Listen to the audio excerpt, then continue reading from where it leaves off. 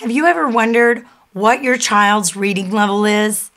Or maybe you've gotten your child's reading level written down on a report card or some sort of message sent home from the teacher, and you're wondering, what do I do with this? Maybe you brag about it because the reading level is above grade level. Maybe you're ultra concerned because the reading level seems below. Or, and I've seen this sometimes too, maybe you don't even know what the reading level means because it doesn't have a number. Maybe it has a letter. Stick around because today I'm going to share with you what you can do with your child's reading level to help improve your child's reading.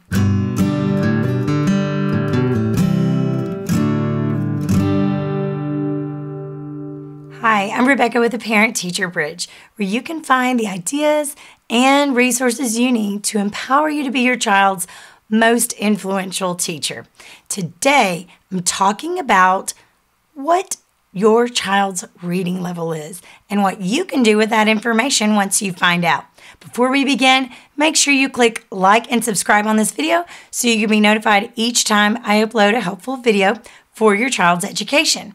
Now today we're going to talk just about one system of leveling your child's reading, and that is the guided reading level system. There are others out there, and you will see them in some charts that I'm going to share with you, but this is the one that I'm most familiar with. Your child's school may use it, they may not. You may be a homeschool parent, and you may just be wondering how you would know what level your child is reading on. I'm going to share with you some resources where you can do an assessment of that on your own. And please stick around for the end because I'm going to share with you some book samples and tell you what level they are and where you can go to find out levels of books that you have in your own household on your bookshelf right now. Now, perhaps you've heard something like your child is reading on a first grade level. Let's think about that for a moment. When children are that young, they grow so much academically from the beginning of the school year to the ending of the school year when they are a beginning reader. So when you say first grade level, what exactly are you meaning? Are you meaning beginning of first grade, in the middle, or near the end? Well, in guided reading, you are told your child's level with letters of the alphabet. And I'm going to show you a chart to show you exactly what I mean. Let's take a look. Let's take a look at this chart from Scholastic.com. Now, if you notice in the first column, you will see the grade level. You're familiar with that as well. But go to the second column where you see guided reading levels. Do you see all those ABCs? Look how many are in the first grade section compared with later on, like the 4th, 5th, and 6th grade section. A child is going to develop so much in their reading skills in first grade. So that is why there are so many letters. In guided reading, the system has been broken down where you can gradually choose more and more difficult books. Gradually choose books that may be a little bit longer, maybe with longer sentences and longer words, and they have fine-tuned this process. Now, if you're curious on exactly how they have done this, I will include some links in the description below if you want to know all the ins and outs. But for today, I'm just breaking it down very simply so that you can have an idea how you can use guided reading levels in your own home, whether you send your children to school or whether you are homeschooling. Now, since guided reading levels are done in such a gradual way with different levels just within one grade level, your child is able to read a book that is challenging, but not so challenging that it's overwhelming for them. Just challenging enough that it pushes them to grow just a little bit. And that can be very handy to have a system laid out. And I'm showing you today how you can find out which book you have in your house on your bookshelf, or maybe a book from a library. What is its guided reading level and how you can use that to help your child. Hi parents, is your child struggling to read or even hates to read? Nothing you have tried has worked? Get my free guide, 5 quick tips to immediately help your struggling reader. I'm going to show you the simple tricks that I've used for years to successfully improve children's reading and their confidence in reading. It's easy, it's simple, and it's free. Just go to theparentteacherbridge.com/reading help.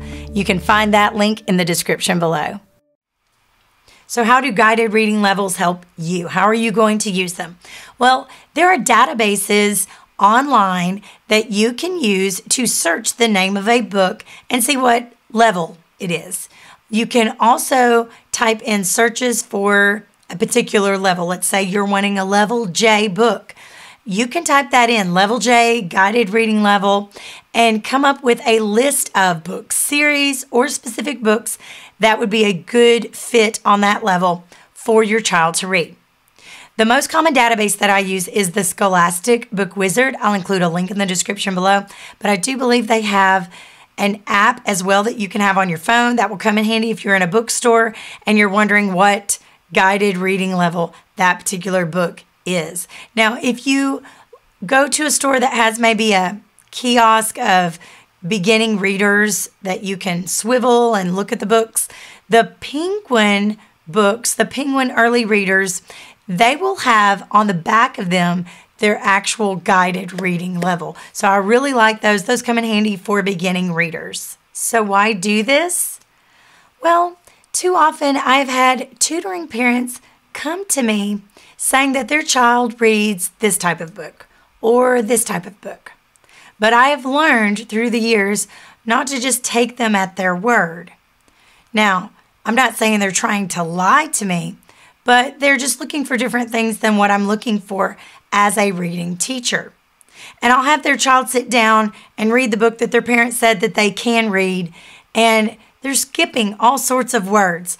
They're mispronouncing words. They are guessing words along the way. And what that is doing is that is deteriorating their level of comprehension for the book. And secondly, their parent may never be really assessing them on their ability to retell what they have read or asking them comprehension questions about the book. Guided reading does that. Part of the process of assessing your child to see what level they are on is not just do they get all the words right when they read a book, but it's also do they comprehend what they have read.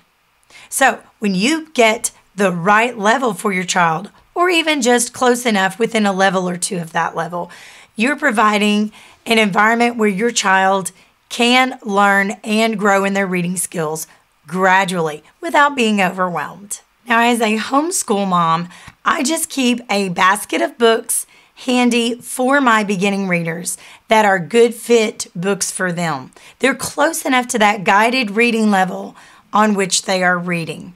Now, when I select books for my beginning readers to read, whether they be from the library or off my bookshelf, I am making sure that they are on my child's guided reading level, or at least close enough. When I was a teacher, I would keep a book bag for every child at their desk. And inside of that book bag would be 5 to 7 books that were close to their reading level. Some of them would be the exact letter of their reading level. Some of them might be a little bit lower, like maybe the letter that comes before that letter. And some of them might be a little bit higher, the next letter in the alphabet. And so that gave them a good mixture of books that were easy enough where they could practice their fluency, and then some of them that pushed them a little bit more just so that they could be challenged and grow. Now, in the classroom, I might assess a child's reading level every few weeks. And if they were particularly a lower level reader, I might check in with them a little bit more often. As a homeschool mom, I have my child read to me every single day.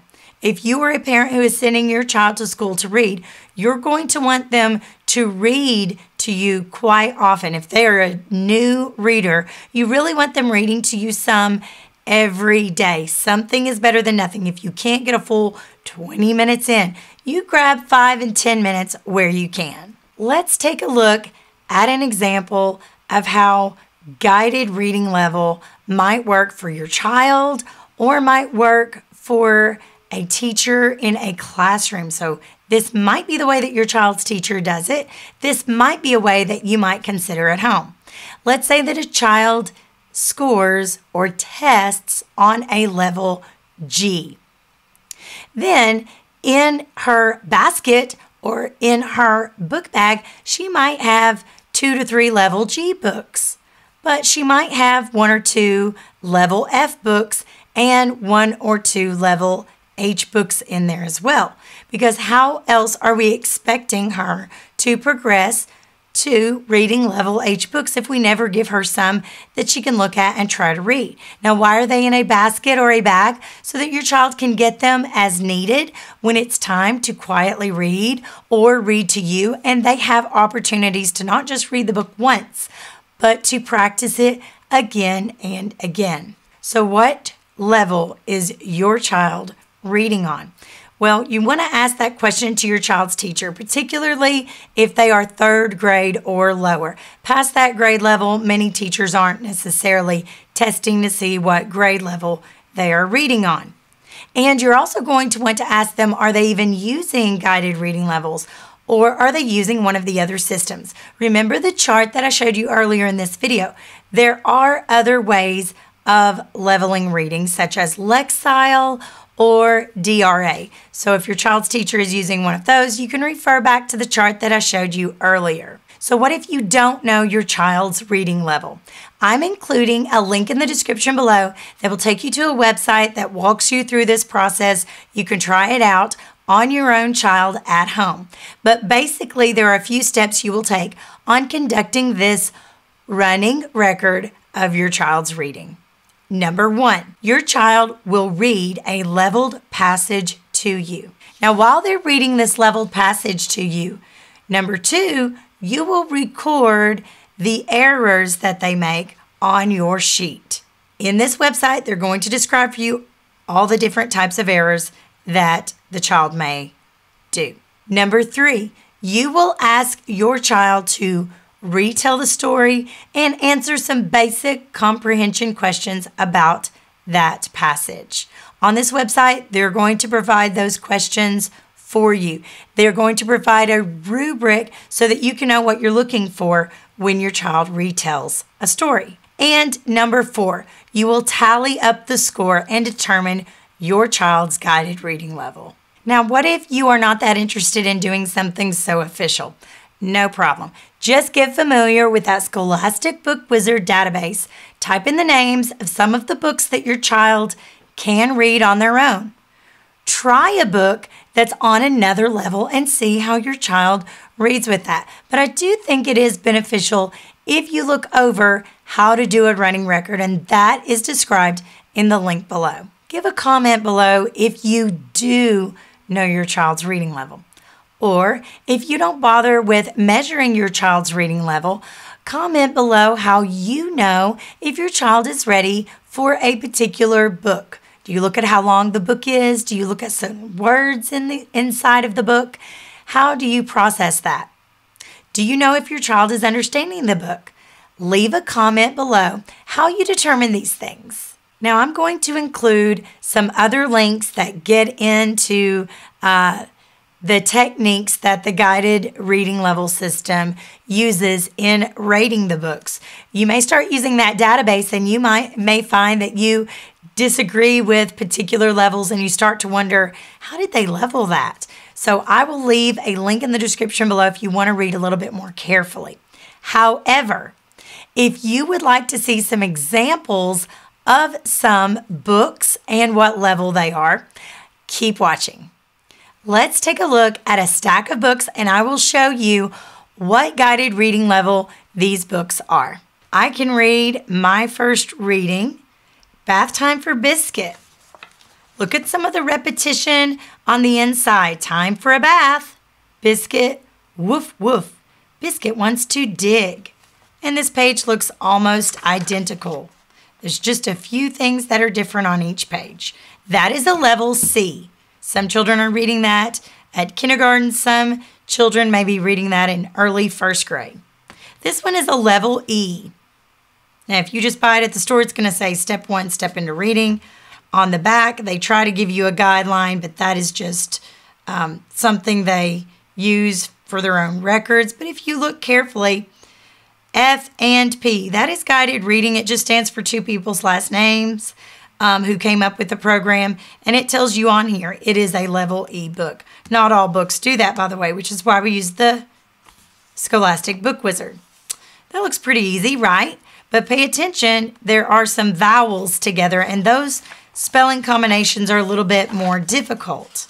Look at this one. It's got a compound word and a word that would have a silent E in it, a vowel consonant E rule. So early readers don't always know that rule. So that's what makes this one a level E as compared to the Biscuit book. All right, on these books, let's see, High Fly Guy. This one is a series of books also, and it is a level I. So let's see what makes this one a level I.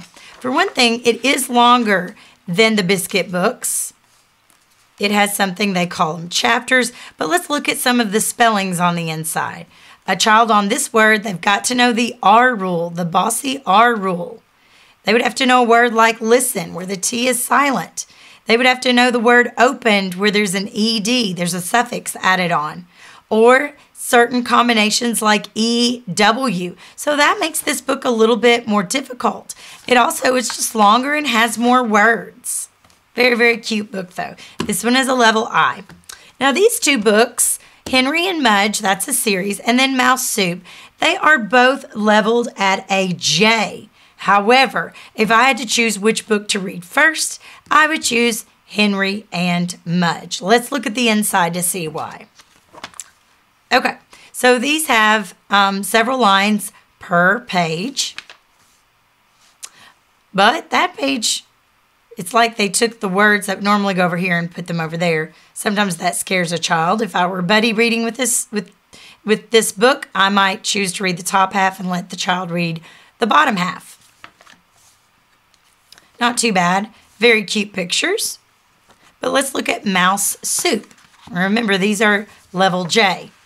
Okay, do you see more words and smaller pictures? Absolutely. And it's split into little chapters and sections also, but it requires much more reading.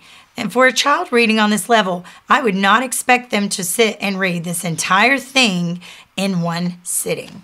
So there you have just a few examples of some early reader books and what their guided reading level is. You also have an example of how two books can be the same guided reading level, but one might be a little bit easier for your child. Now, I noticed this also when comparing fiction books and nonfiction books. Usually the nonfiction books, even if they were rated on the same guided reading level, were a little bit more difficult than the fiction books as a general rule. So keep that in mind as you are choosing books for your child to read. Now, your child's teacher might have told you the level that they are reading on. And you may disagree because you may see that you have a more difficult book at home that your child just reads beautifully to you. And you may wonder why in the classroom your child is getting a lower level. But remember, when a teacher is grading your child on what guided reading level they are on, it is more than just seeing, did they get the words right? Did they pronounce the words? Did they not skip words or substitute words? It is also judging them on how well they are able to retell what was in the book in order and how much they could answer from the comprehension questions.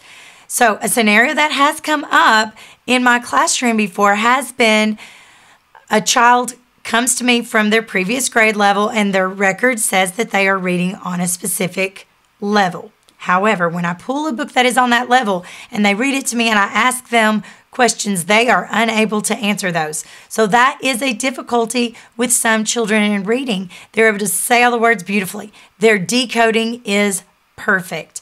But if they're not really understanding what they're reading, if they're not really thinking about the words as they're reading them, then it's really not reading, is it? Because the purpose of reading is to understand what the words are saying. So keep that in mind. If your child's teacher backs your child up a few levels, that might be what she is trying to do. But in the end, it will be good for your child and they can have a point at which to grow. Now, if you're a homeschooling parent watching this, how do you think guided reading levels might help you? Do you think you might use the Scholastic Book Wizard just to kind of get an idea on how difficult certain books are?